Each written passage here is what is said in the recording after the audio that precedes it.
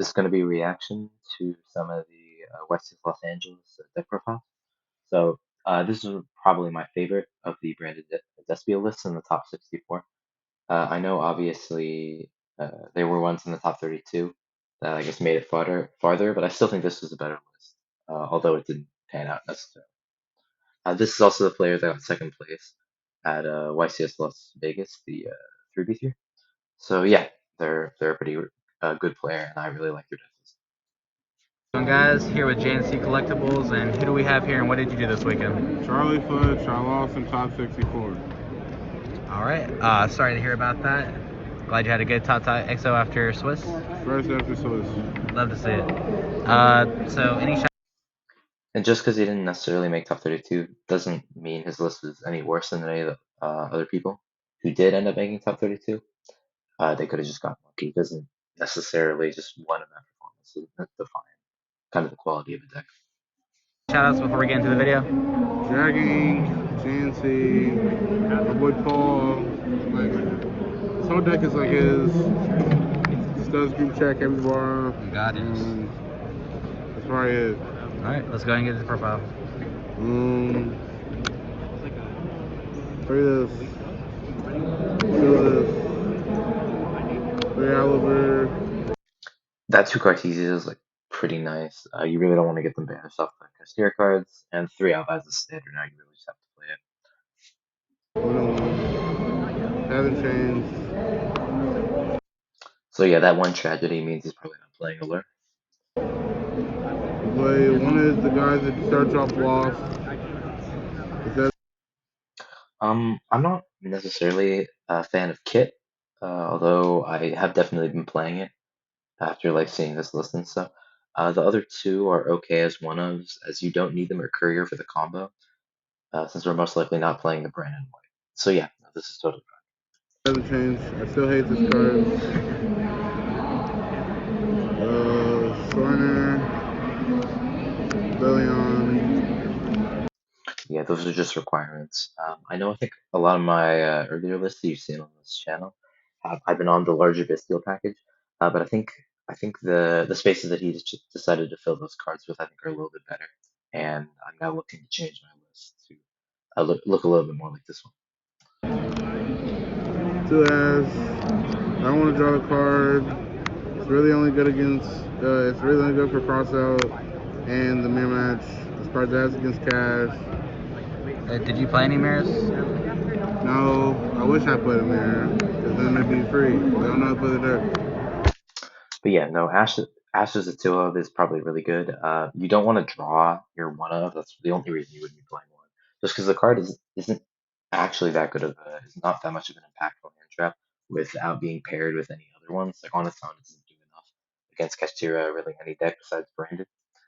But since you're going to be playing the crossouts, and hopefully with a high enough skill, you should be able to beat a lot of your mirrors. We saw from almost every single topping list at this event, the Gimmick Puppet Nightmare now in the main deck. I know for a little bit that would have seemed super strange, but I think now after seeing all of this kind of those top cut lists, it just has to be there. Like your turn 1 combo is just so unbelievably powerful with this one card in the main deck. And yes, it does put 2 bricks in there that you wouldn't have had previously, but sometimes even after breaking a board, you can set it up past that point. Card's crazy. I'll put everybody on. All this stuff is still the same from Vegas. Yeah, super standard. I don't think we've really seen any lists on anything other than this exact package. I'm pretty sure that's what he's going to say. No more lists. Maybe a second one of these in the side deck for like the Labyrinth matchup, maybe. I played like 4. Something I did not main deck at Vegas was Super Poly. This card's fantastic. I hope he agrees with that sentiment. But yeah, no, I think this card is amazing. I understand that this list, this list, it fits up super well just because Branded is just one of those, it's one of the fusion decks. And you can fuse some of your own monsters and your opponent's cards, and just Super Poly in general is just a huge, great board breaker just for any deck. Yeah, and you like that card this weekend? God is Imperm, good against bad decks. Oh yeah, and it does technically dodge imperm because if you go like Aliber, you grab something, you make a fuse, and they attempt to like imperm your Lubellion or whatever, you can just super poly it off to dodge the imperms. I don't know if I'd necessarily recommend using it like that, but yeah, and definitely a lot of pin situations, they can definitely be strong. Good against every deck. It was only like 5 games. Fair enough.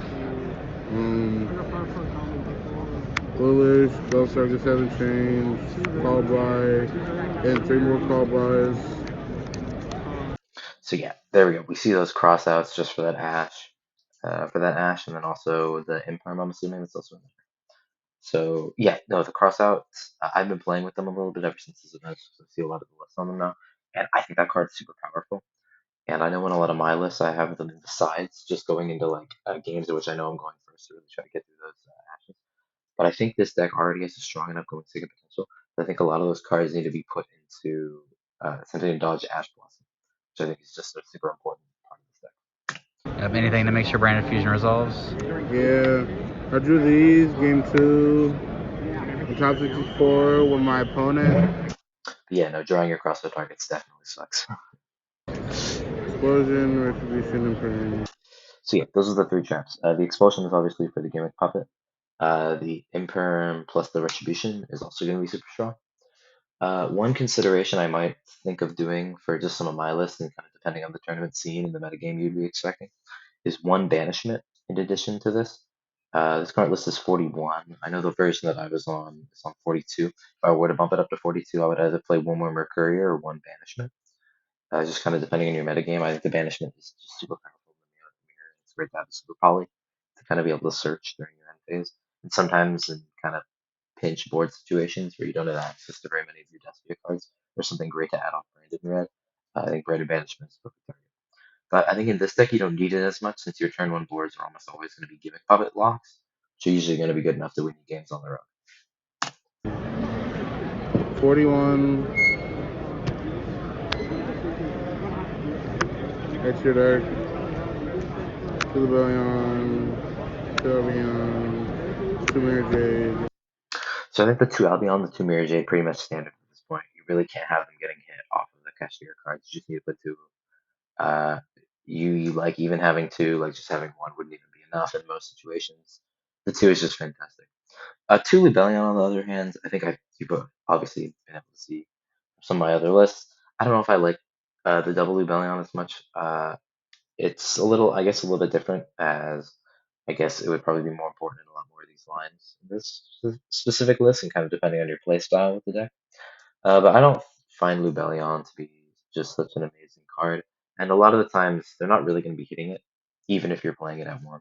So I do prefer to play it at one, just have a little bit of extra space for some other stuff. To this for that cash deck.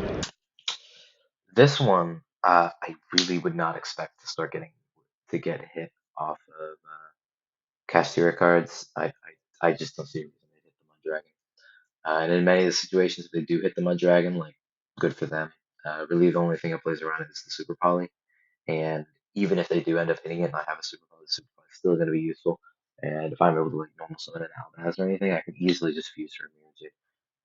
I don't see the reason for the second one of these. I think I'd probably rather be playing the Masquerade or Sprint or even the Dragon one, which I kind of like that adds fusion cards in the interface. Although that one isn't necessarily a requirement. What's ass? That just lost to Gura. Yeah, you just have to play it. Not really an option. Good against the bad decks. Really good against Sprite. The rest of the stuff is the same. Yep, standard. I played Cortless instead of Perskinion. Perskinion's ass. This guy's insane. These two cards. Yeah, so from here it's pretty much standard. I'm glad that he mentioned it. Yeah, I don't think Proskinian is a very good card. The card should probably not be in your extra deck. And I think you can see from his deck list, he was also not playing Dragoon, which I think maybe you might disagree with, but I think it's a really good choice just for a lot of these. I know definitely many of the other lists are playing Dragoon, so it's definitely not decided at this point whether or not Dragoon is better or worse in this deck. But I still believe that Dragoon's probably not strong enough, and I don't believe that the matchups that it's the strongest in are really ones that you have an issue with. So I think that really explains the reasoning.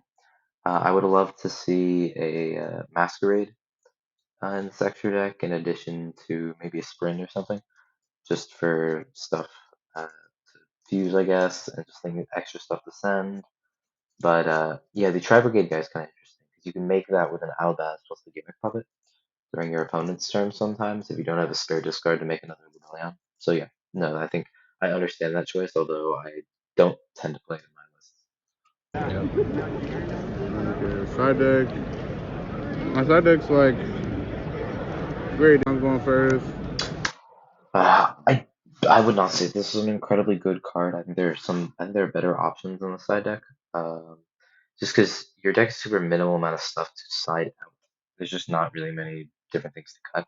Your biggest things to cut is usually just going to be your crossouts and stuff on the second. And I think they're probably more impactful cards.